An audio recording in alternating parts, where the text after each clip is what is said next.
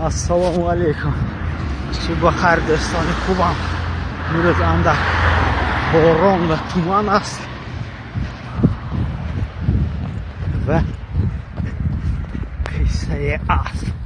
پیرت یا خود رفتن ها دوستای شما تخمین نموده که پیرت ها در فیلم ها اگر بینید در گوششان حلقه دارم. میدونه برای چی اون حلقه؟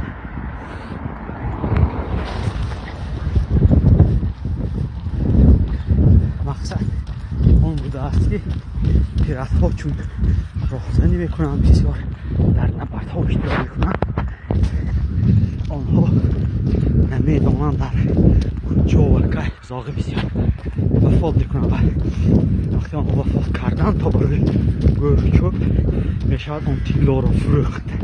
آن کار را